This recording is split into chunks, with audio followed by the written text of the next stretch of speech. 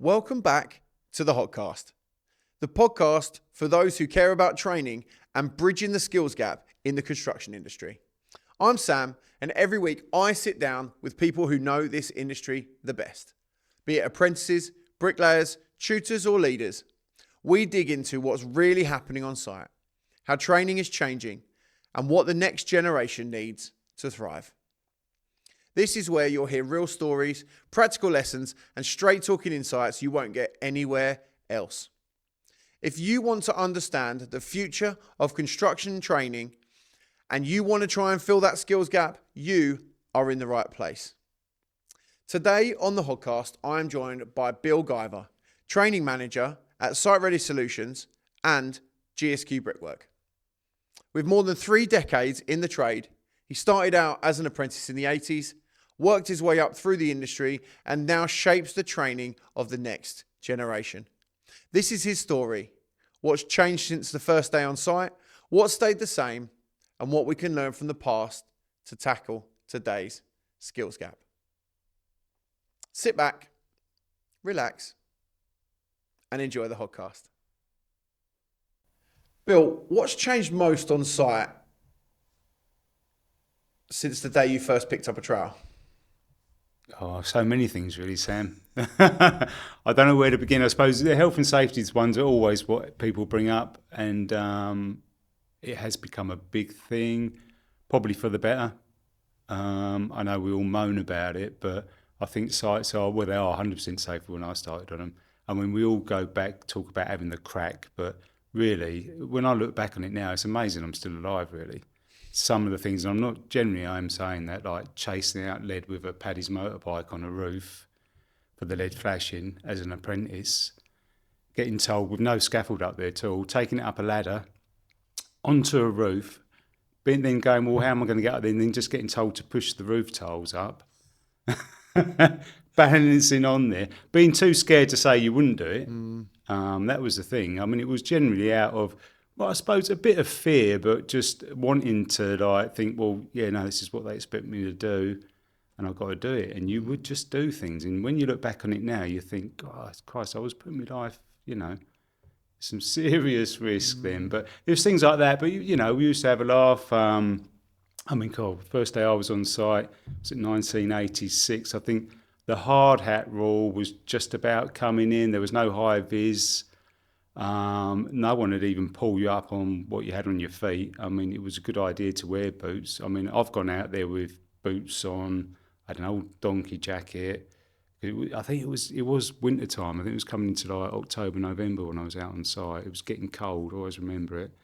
And so I was all dressed up, had everything on. But yeah, I mean, come the summer, there was people walking around in their Y fronts, literally in their Y fronts, some dirty old bricklayers. And flip-flops on the scaffold. Wow. You just can't believe it, can you? So that's probably one of the biggest sort of radical changes over time. And then the hard hat thing come in. And there was the obviously arguments about, oh, why do I need a hard hat on up here, mate? What's going to hit me on the head up here and all the rest of it? Well, that still happens today, as you very well know. There was one story that I read of the back of a plane opening in some country where a bunch of frozen chickens fell out of the back of a plane and landed on someone on a construction site. Now, I don't think that's going to save you from a chicken from 30,000 feet. And a lot of things probably wouldn't, but it's just that point. And I think someone, a site manager who I used to quite respect, actually explained it to me one day. He said, it's not that, Bill. He said, if you're up there, he said, yeah, fair enough, you're right at the top of the scaffold. Nothing's going to hit you on the head if you're doing the gables, say something like that. He said, but would you remember to put that hat on when you come down the scaffold? And that's the thing. So I think it's a pointless argument. You might, once you get used to having that hat on your head, you've got it on your head, haven't you? And you tend to forget about it, don't you? But it's one of them. But I've seen it from both sides, I think, because I went into site management after that, and then you see the arguments coming back the other way, so you see it from both points of view, don't you? Yeah. Tell me about your first day on site. So you've talked about like the general sort of the feeling of it, but what did you know? What did you learn? And who sort of mentored you at that time? I went out on site from being on one of them YTS courses. So that was a youth training scheme that they brought in the 80s. Maggie Thatcher brought it in. There was a lot of employment, a hell of a lot of employment about at the time. I literally left school wanting to learn a trade, left school with no qualifications, knowing I wanted to get a trade. I'd always liked doing things outside. I believe I even ended up signing on for 2 weeks when I left school because I couldn't get on any training courses, no apprenticeships. But I was very fortunate. I managed to get into this YTS course, like I say, at the college. Done about a year. I think we've done about a year in the college training, and then they found you. The CITB actually found you apprenticeships with companies, and I got an apprenticeship with Lovell. They had a housing estate they were building down in Shoebury by the Asda there in Shoebury Ness, and they put me out on site with their subcontractor, who just so happened to be Sid Staines, Garry's dad. Oh, wow. So he had the contract. He'd done quite a bit for Lovell in Essex back in the day then. It was Lovell Homes then. And he put me out. Didn't work much with Sid, but I worked with his guys on site, and they were a real, colourful. When I look back now, some of the characters there were amazing. So they paired me up with an old boy called Charlie. Charlie, how can I explain Charlie? Man of very few words. In fact, probably got about 1 or 2 words out of him all day, and that might be put the line up or come and hurry up or whatever. But he had a cravat. Used to wear this cravat. He'd always have a roll up hanging out of his mouth all the time.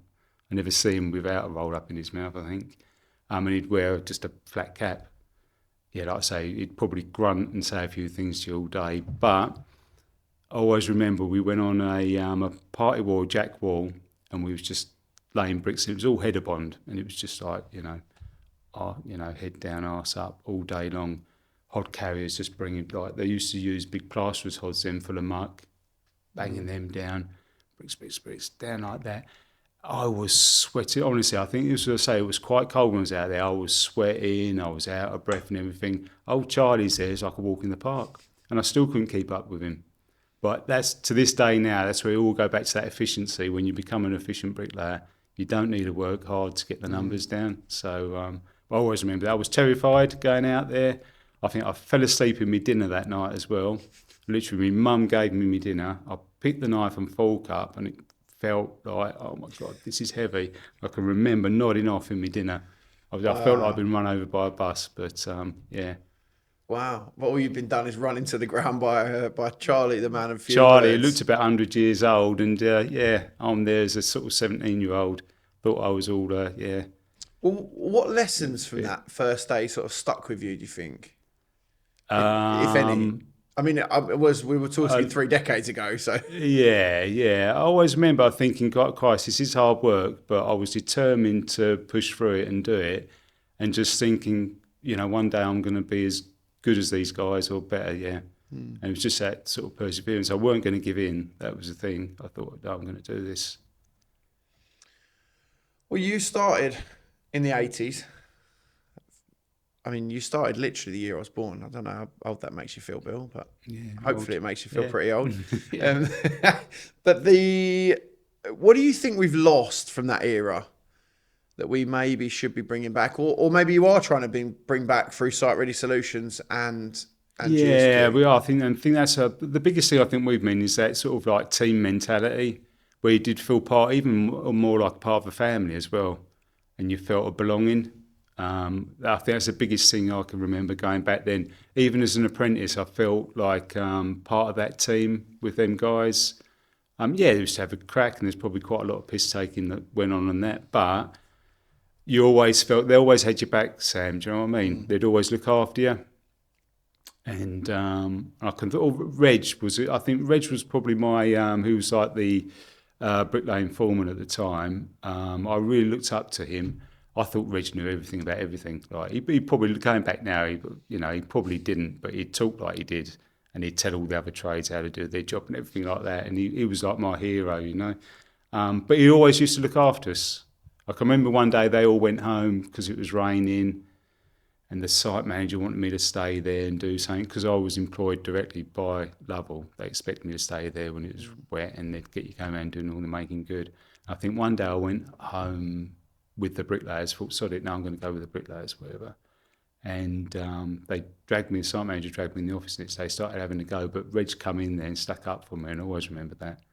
And I thought, yeah, he always, used to look after us, and you appreciate things like that. You do. And it's funny, them sort of little things stick in your mind, don't they? It's nothing big, it weren't no big deal, but I thought, it's nice. Like, he didn't just leave me to take a bollocking on me own, he went in there and, he didn't let you, he didn't just, he did. He could have just left you He there could to have be just run over quite by easily. the bus, Yeah.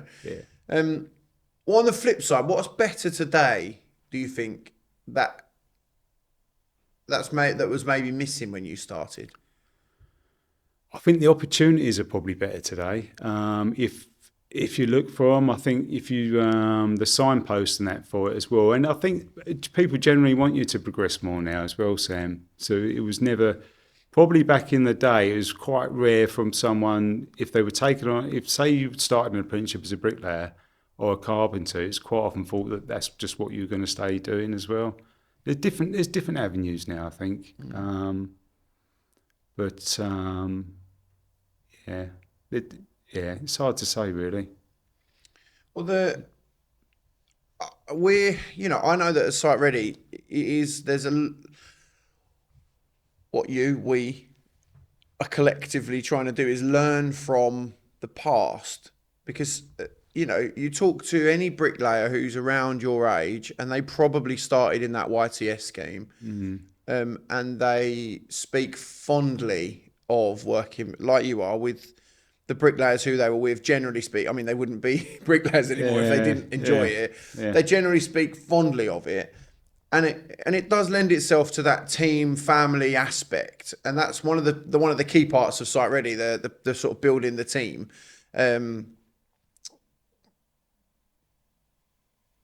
What did they get apart from that? Like, what did they get right in apprenticeships then that seems to be a bit lacking now? Because there is a massive skills gap, and we're going to talk about that. What is it that apprenticeships? Because nowadays you can get the accelerated apprenticeships, which can be done, and you've been part of that, getting it done in sort of 14, 15 months. Yeah. But the Site Ready's outlook is like a 3-year, almost like a 3-year training program. Not necessarily an apprenticeship, because you could get your MVQ after 14 months, as some of our guys have. Yeah. That doesn't mean you're a bricklayer. No, it means that, and we're saying that it does take. Yeah. It is hard work to do it in the 3 years as well. So you're right, and I think that's the problem. Somewhere along the line, they've got a bit diluted apprenticeships. I think it's more of a survival thing, where they could see their apprenticeship route dying off, and they were trying to adapt them to keep them alive. But it's the whole employment thing where everyone self-employed in the industry now. Whereas, I was coming out of an era where a lot of people were still directly employed in that day. Back in the day, you had like Wiggins would take on 100 apprentices a year, but everyone who worked for Wiggins was on the cards. But them companies couldn't survive like that anymore. Wiggins went bust in the end. So they were pushed into a self-employed era. So that hasn't helped for employers now to take on, to even commit to, say, an 18-month apprenticeship, let alone a 3-year apprenticeship. It's such a big commitment.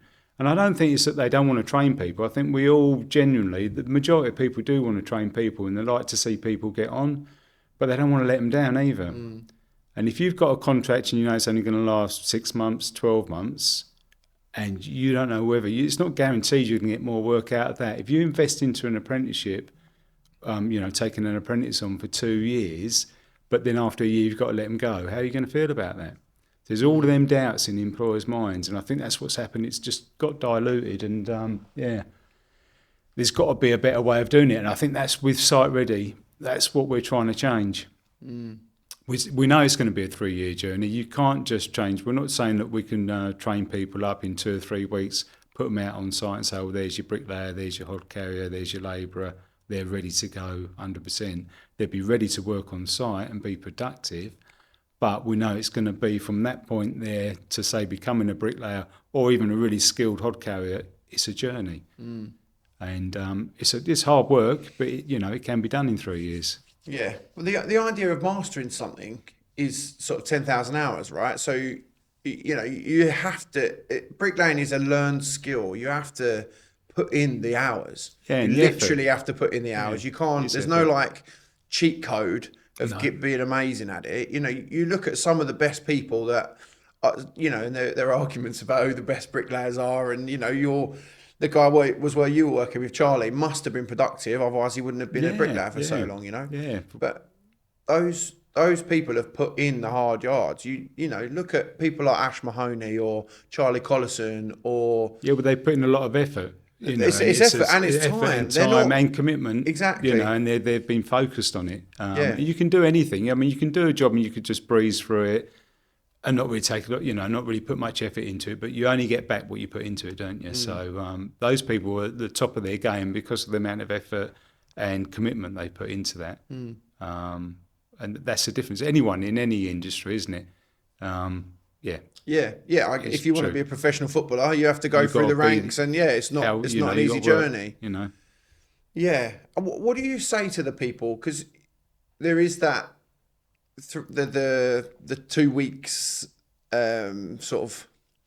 Well, talk me through the process of if someone was coming to start a Site Ready, what would be the process of them going from hearing about it, that, you know, a program. So I, for example, I know you've got programs starting in Barking over the next little while, and that's because there's a fairly long run of work in Barking that you know, hopefully we'll see those through from being an STO or support team operative, if people don't know what that is, through to sort of being a qualified professional bricklayer, if you will. So talk me through, if I heard about, if I'm an apprentice, or if I'm just an anybody on the street and I hear about this Site Ready Solutions, what does that look like from? Like you say, anyone can apply. You don't need no qualifications at all. We're just looking for someone with the right work ethic who wants to get on in the construction industry, really. Doesn't even necessarily need to be bricklaying. We're obviously, because we're a brickwork contractor, it's more focused around bricklaying. But the whole actual ethos of Site Ready is getting people ready to go on site and be productive. We're taking it from a bricklayer's perspective at the moment, but that can quite easily be adapted to a carpenter, scaffolder, whatever trade, you know, it needs to be. So the initial point is they come in, we've got a training area set up on site, generally within the compound, so you've got that site environment as well. We do initial 1 to 2 weeks basic training in that compound area, safe area within the site. Try and make it as realistically as possible as being out on site. Teach them the productivity of actually loading out bricks, mortar, showing them how to support a team of bricklayers, doing all the jointing up, helping them to set profiles up, string lines, and we go through some very basic bricklaying skills, just so they got the basic knowledge. But within them 2 weeks, or we may be even looking about doing it within a week, the key things we're looking for is, again, commitment, hard work, work ethic. Again, just turning up on time, looking as if you want to do a day's work as well, you know, and well, it's all about productivity. And then we feel confident then when we put them out on site, whether that's with GSQ or another employer, they're going to be a benefit to whatever team we put them in, and they're going to help support that. Because the last thing we want is that team coming back to us and saying, look, they're useless, they're costing me time, they're costing me money. They've got to be supporting that team and be of some benefit to it. And there's loads of things they can do. Yeah, they come out of there, they're better load out bricks, they're better get mortar, they're better keep the site tidy as well, keep the working area tidy, protect the materials, set the profiles up, set the lines up, do the jointing up. So there's a lot of talk that on social media that people, you know, and we have it. People comments on these episodes like, you know, oh, you can't teach a bricklayer in 2 weeks. No one is saying that, and I you know, I want to sort of put that for the record. Nobody's saying that, and nobody's from Site Ready is saying that what you're going to get from someone who has been in Site Ready Solutions sort of training program for 2 weeks is someone who can hod carry like they've been doing it 30 years, because they're just not. No. Because again, that's a learned skill. There's a reason they're called STOs, not hod carriers. It's because they do. The aim is for them to have a slightly different role, I guess. Yeah. So what does that role look like from a support team operative, you know, to a hod carrier / labourer?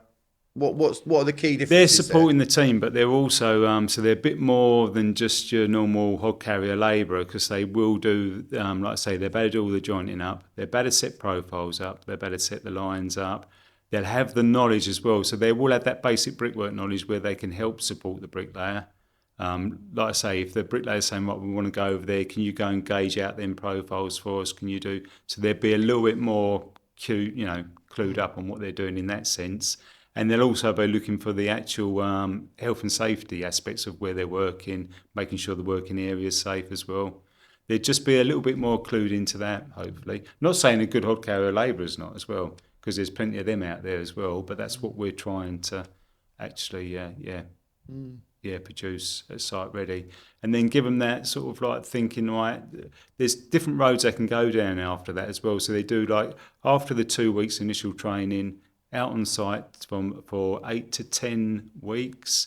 At the end of that 10 weeks, then they can either choose to train further into bricklaying, or they might want to be a brickwork technician, so help fitting the masonry support, doing the insulation, cavity work, or they might just say, do you know what, I really like being a hod carrier labourer. I'm good at this. This is what I want to stay doing. So different avenues they can go down.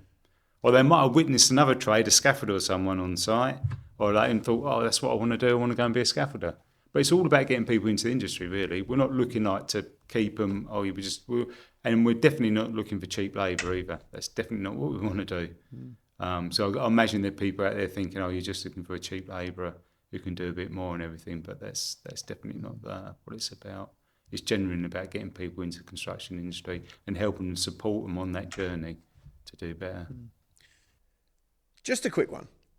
Give me a second to tell you about the proud sponsor of the Hodcast, Site Ready Solutions. In construction, a world where time is tight and quality matters, there's no room for passengers. Site Ready Solutions are changing the game. They're not just getting people into the industry, they're getting them ready to deliver from day one. It all starts in the community, attracting local people who might never have thought of themselves being on a construction site. Then they're given real training, hands-on, hard graft, and to high standards. They're placed where they're needed the most, with the right mindset, skills, and the ability to be productive from day one. Then, importantly, they're retained through ongoing support and mentoring through progression. Because Site Ready Solutions don't just build workers, they build teams, they build trust, and they build futures. From street to site, they're helping everyday people become site-ready professionals, productive, prepared, and proud from the very first day they step on the job. Site-ready solutions, local people, real skills, day one impact. Visit sitereadysolutions.co.uk and see how they're rebuilding the future of the construction industry, one person at a time. Thanks for listening. Yeah, I think the thing about the training is the really important bit, and the team is the really important bit. So that the Site Ready solution is the team's model, is my understanding. So you have your STO, then you have let's start at the top. You have your experienced bricklaying mentor, then you have a year two apprentice, I guess. Yeah. And then you have a year one apprentice, and you have an STO. Yeah. And that is your self-sufficient team. So the idea is that they become, as you had in your early days of your apprenticeship, your team/family who are going to be around you day in, day out. You get to know each other. You all sort of turn up for each other. You trust each other, and it becomes productive. I guess for an STO, which is where the beginning of the journey starts, anybody can go out and get a green card to be a labourer. Anybody, literally anyone off the street could walk in, do a CSCS set. You train for a few weeks, do a CSCS test, and apply for, do a 1 day health and safety training, and then apply for a green card. But what they're not going to be is very productive, because if you've just walked, if you were working in, I don't know, if you were working in Greg's, say. In fact, Jay, one of the bricklayers was working in Greg's, right? So if you were working in Bricks, you wouldn't have a clue necessarily about how many bricks are in a stack, where the stacks need to go, how much muck people need. No, you're quite right. All of those you can get them things. qualifications, can't you? And you could go out on site, but it will not make you. And you can charge. You could say, I'm a labourer. Give me £140 a day. Yeah. But in some sense, that's what's happened with some of the bricklaying qualifications as well, because it's not that difficult to get an MVQ level 2 in bricklaying if you want to go down the MVQ route. And there's some quite unscrupulous people out there who could get you a card.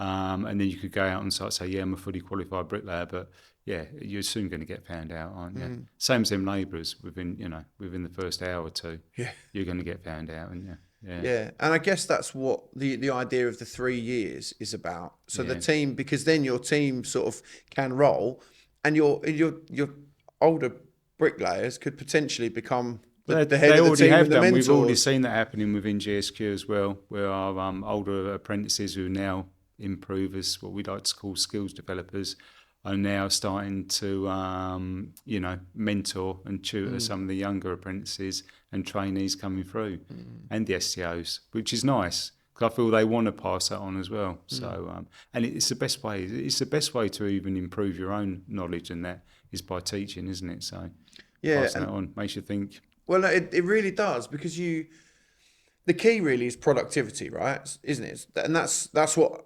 everybody needs nowadays, because principal contractors don't just give you money for nothing. They want every single drip of every single penny that they're going to pay you. So somebody needs to be productive from day one, and that is essentially what Site Ready is.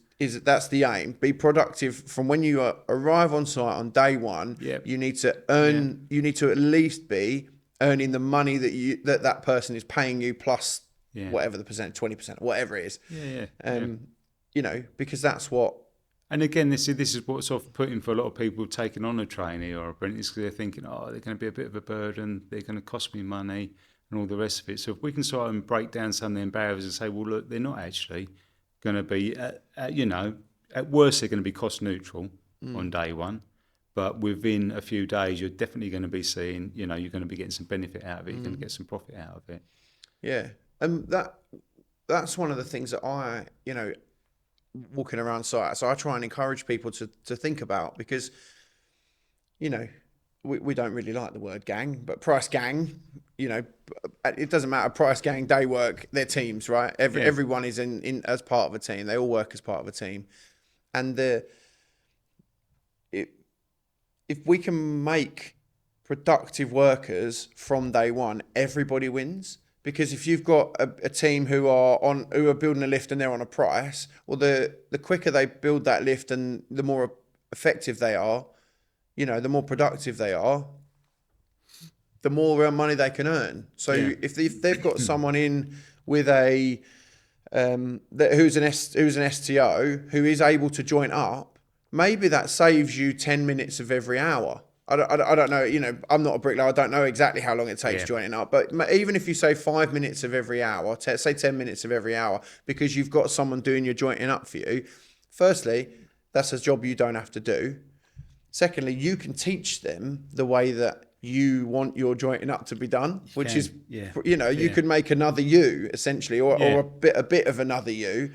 And then you can be getting on with the bit that you're the best at, which is laying the bricks, right? But you know what you need in all of that, though, Sam, is a good team leader in that team for it to work. Yeah. It can work perfect, but you need someone who's good at managing that team and that dynamic. The model's there. You've got the STO, but you need someone leading it and going, right, now you need to be doing that, you need to be doing that. And it can work perfect and they get used to it. But so I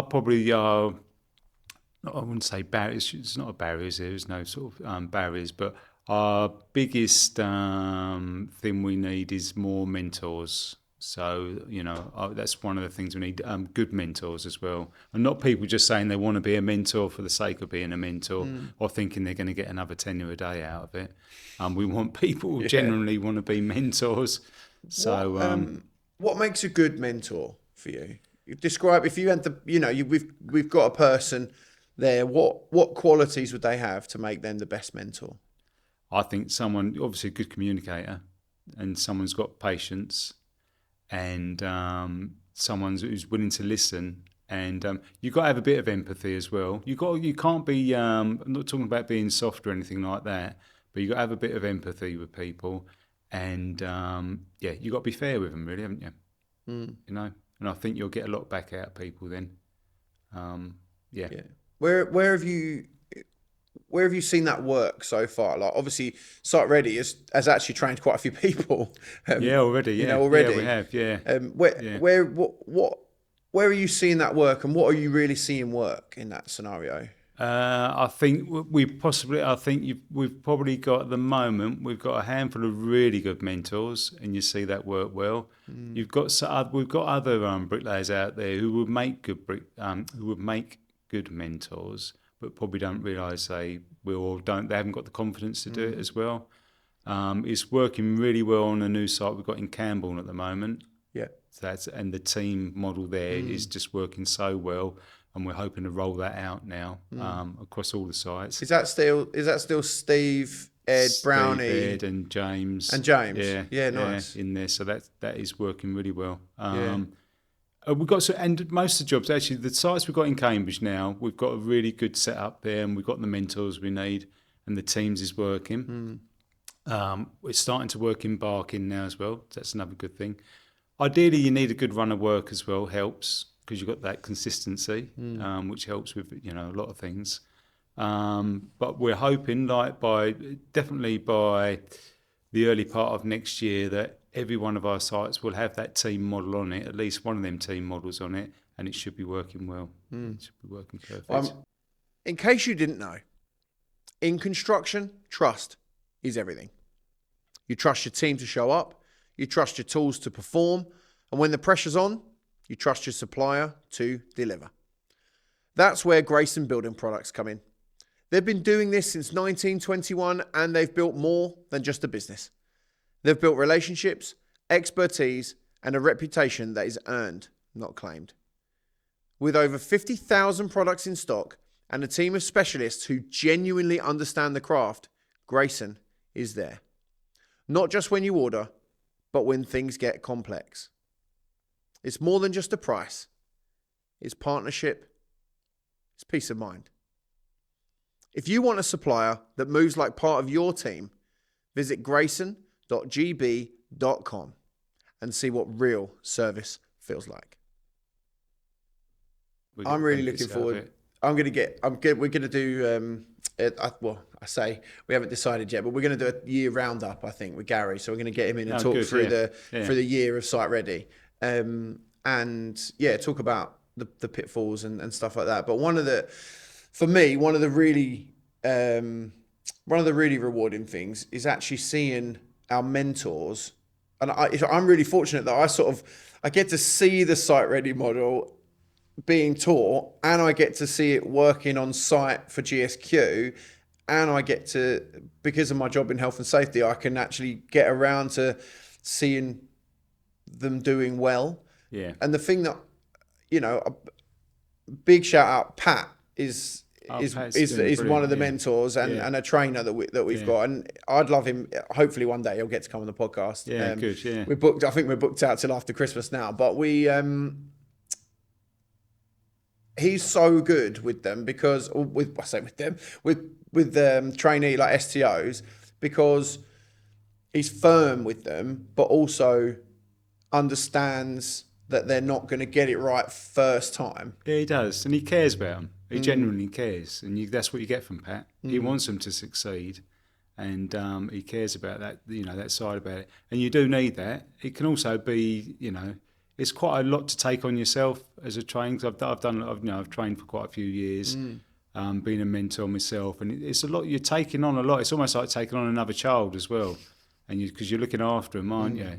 But you want to see them succeed, and you go through all of them, ups and downs with them as well, don't you? Yeah. So and it must be hard as well. And I've seen it on site where people who are not really on board with it saying, "Oh, it'll never work." oh, Garry's just burning Yeah, money. and you always get that, don't you? Oh, they're costing him money and all that, but they forget about once upon a time someone gave them a chance. I think they really do think they've come out of the womb as a perfect bricklayer, don't they? And they can, I don't know where the mentality of it. It is really strange, and that's what I say to them. They say, "Oh, so you never learned anything in your life?" But they were never well, like it was that, different. were they? It was different then. It was different then. Yeah. Well, how was it any different? Well, there was like one of us per gang. Well, I get that, but yeah, and this was the thing that I was talking about. So there were Pat. I think it was Pat, and then 4. He did have 4 of them. He had 4 STOs who were all working together. Which I mean, arguably maybe that's a lot, but it's to do with the geographic, like the location,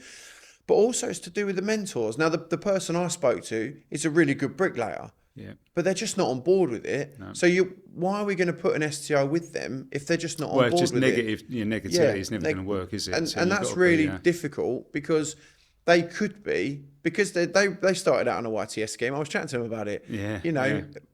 Well, why don't? Oh, well, yeah, I can't. Well, I don't. It's too much hassle. Yeah, well, someone gave them the time. Exactly. That's all it is, and a bit of encouragement. Yeah. But if you're going to be negative like that and start talking like that in front of them, they're just going to think, oh, this is never, and they're going to give up, aren't they? Yeah. It's the worst thing ever. But it's trying to get that negativity out of the industry as well. I suppose you're always going to get that in any walk of life, aren't you? But it's just trying to show. And I think if we can show this working, then hopefully them doubters are. Well, that's it. And Garry and Greenie both talked about the dinosaurs of the industry, and what happened to the dinosaurs? Well, they got extinct, didn't they? You've got to move on, haven't you? We'll hark back. I think you always remember the good things in the past, didn't you? But there's a lot of shit. Well, every generation was better than the last. This generation's better than the next one, because that's just how it is. Our millennials are better than Gen Z, and Gen Z are better than Alpha, and Boomers are better than whatever Gen X or whatever they're called, or blah blah blah. But let's look to the future then. Let's move on to the future. When you look at the next generation of bricklayers, what really does give you hope? Because you're doing your job, it can really be a thankless task. Yeah, no, but I think it can be, and you do, obviously, you get, some setbacks where some of them drop out or they don't want to do it and all the rest of it, but then you just look at the ones who are, like, we've got so many good trainees. I mean, it would be unfair to name some, but they're just doing so well. We've got people like, I will name some of them, Rob Pease. It's just fantastic. From day one, he's just worked so hard. He's been so focused. And generally, he's really thankful for the chances, opportunities been given as well. But he's just absorbed so much knowledge and everything. It's brilliant. We've taken on one new trainee up in Cambridge recently, Jake Jones. Again, fantastic. He's there early every day. He works late every day. He does everything that is asked of him. Without, he's just, so they're out there. They are good, and there's some really good kids coming through.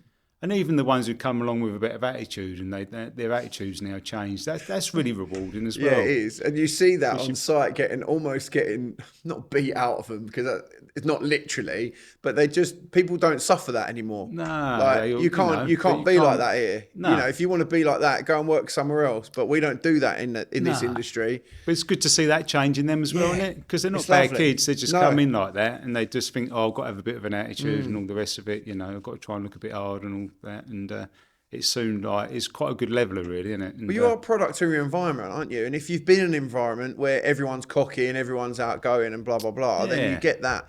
Whereas on site, generally speaking, there's a bit of brash, you can get heated sometimes, it can, and and people say things that overstep the mark or whatever, but that's when that team mentality of trust and if you're really good friends with somebody and they say something that's hurtful, at least you know that they sort of don't mean it. Yeah. Because you can then go, that was out of order. Or the rest of the team go, oh, Bill, that was out of order. Yeah. And then, sorry, Sam, that was generally speaking, everyone's not as tough and rough as they think they are on a building site. So it's Well, what kind of legacy do you want to be known for as a training manager? I just wanted people thinking, I'd like to be thought of like, oh, Bill helped me get into the industry. And I am, I was maybe a small part of that, but a part of them, becoming where they are now. So I think that's great. It's nice, And I've seen it from teaching in a college and started teaching one of our supervisors, actually works for us now, Rob Wolseley. I see him come in like a schools program in the college, being very quiet, and Rob always got on with his work, and there'd be people pissing about all day long.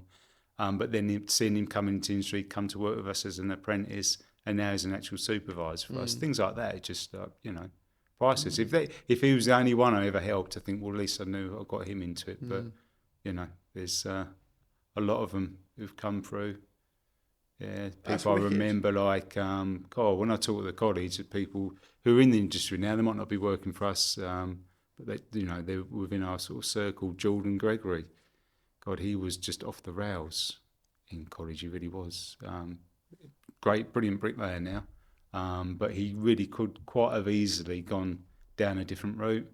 But I always could see something in him. And amount of times I'd thrown him out of the college and that, and sort of like tried to get him expelled and stuff like that. But I always knew Jordan could do it, and he has, which is great. And they've got their own families now, and you see that, and they're supporting their own families through the industry. So it's great. Yeah, well, it's brilliant. That's awesome. If you had one piece of advice you'd give to a young apprentice starting on site for the first time today, what piece of advice would you give them? Listen. That's the key thing, is just listen to what you're being told, take that information in, and just get on and do what you've been told to do. Basically, don't argue about it either. Even if you think what you're being told you've been doing is wrong, just get on and do it. Listen to people. If you respect people as well, they'll respect you back and they'll give you their time. I think that's the main thing. Just respect what people are trying to teach you. They're trying to pass that knowledge on to you. As a 17, 18-year-old, you're always going to think you know better than most people anyway. It's a natural thing. I'm sure I did. And especially when you've got someone a lot older than you're trying to teach, you think, what's that old fart? No, like he should be, he should almost be dead. A bit like when I went out that first day with Charlie, I'm looking at him thinking, oh my God, what's this old man going to show me? But within a few hours, he quite easily showed me that he was a really good bricklayer, and he could lay a lot more bricks than I could. So I think just have that respect for him, and you'll get the respect back, and people will want to teach you. Don't be cocky. Yeah. That's a hard one. People. That is a hard one these days. People just won't want to teach you. They won't. No, they won't. No, they won't. They want someone they can, if they're going to put themselves out and be a mentor, they're going to want someone they can mould rather than someone who's just going to give them back chat every time they say something. Why do work's hard enough, innit? You don't need that when you go to work, do you? So, no, exactly. Well, Bill, we have a closing tradition here that you tell me who you would like me to interview in the future. So who would you like to have sat in that chair having a conversation with me? I'm trying to think who you haven't interviewed so far, actually, Sam. I'm very lucky. I've got a guy, and I think he would like to do it. And he was my old contracts manager when I was an apprentice, and as a site manager as well. And it's a very good mentor to me throughout my whole journey, if you like. And funny enough, we crossed paths because I was working on one of his sites just before he retired, and that's Mark Imray.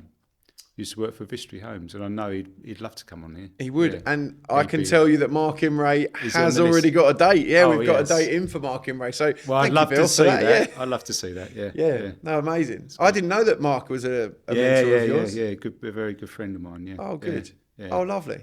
Yeah. Well, thank you, Bill. Thanks so much for taking the time out to come and have a chat, and hopefully hopefully some people will take some value, and you'll get a flood of people wanting to come and join. I'm sure, join the industry. Good. Yeah, I hope so. Yeah, I really do. Yeah. Thanks, Bill. Cheers.